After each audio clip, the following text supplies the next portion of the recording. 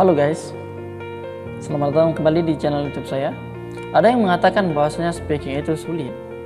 Tapi tahukah teman-teman bahwasanya speaking itu mudah jikalau teman-teman memperhatikan hal-hal sebagai berikut. Yang pertama, mempunyai banyak vocab atau kosakata.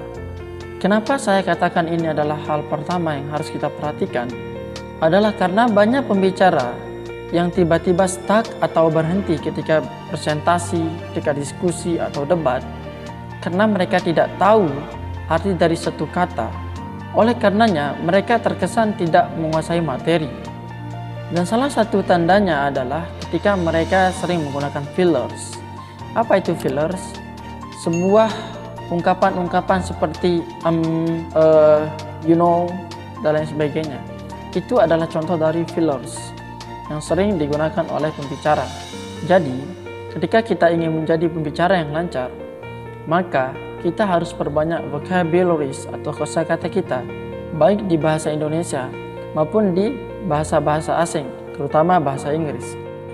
Oke, kemudian hal yang kedua yang harus kita perhatikan adalah mempunyai pengetahuan yang luas tentang topik yang sedang dibahas. Mempunyai banyak kosakata belumlah cukup untuk menjadi pembicara yang lancar.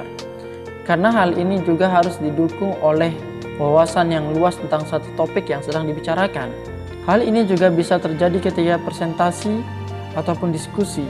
Itulah sebabnya orang yang paling banyak wawasannya cenderung lebih aktif dan lebih lama ketika berbicara. Dan pengetahuan atau wawasan bisa kita dapatkan dengan salah satu caranya adalah membaca. Karena salah satu hasil penelitian mengatakan bahwasanya semakin banyak kita membaca, maka akan semakin lama kita berbicara. Jadi solusinya adalah perbanyak membaca. Kemudian, hal yang ketiga yang harus kita perhatikan untuk menjadi pembicara yang lancar adalah praktik atau latihan. Ada pepatah yang mengatakan bahwasanya practice makes perfect atau latihan membuat sempurna. Saya sangat setuju dengan pepatah ini, karena walaupun kita punya banyak kosakata dan kita punya banyak wawasan, tetapi kalau kita tidak latihan secara terus-menerus, maka itu ibarat kita mengendarai sebuah mobil.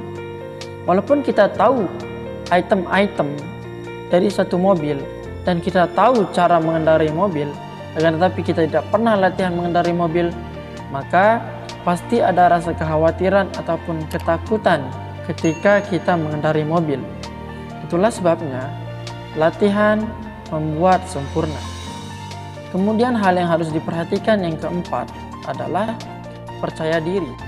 Mempunyai kepercayaan diri ketika tampil speaking merupakan nilai lebih dari seorang pembicara. Karena orang yang tidak percaya diri ketika speaking akan terhambat oleh rasa kekhawatiran untuk melakukan kesalahan. Hal ini juga akan membuat ide-ide atau pesan-pesan yang akan kita sampaikan tidak tersampaikan dengan baik, dan cenderung ketika kita ingin berbicara sesuatu akan tetapi kita tidak percaya diri, maka pesan yang akan kita sampaikan bahkan tidak tersampaikan dengan sempurna. Maka dari itu, setelah kita mempunyai banyak vocab, setelah kita mempunyai banyak wawasan, kemudian latihan, maka selanjutnya yang kita harus lakukan adalah meningkatkan kepercayaan diri untuk mendukung presentasi ataupun diskusi yang akan kita lakukan.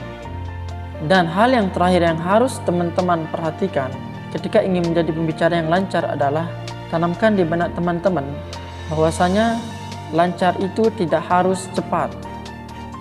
Banyak orang yang mengatakan bahwa kelancaran itu bisa diukur dengan kecepatan kita berbicara, tapi menurut saya itu kurang tepat.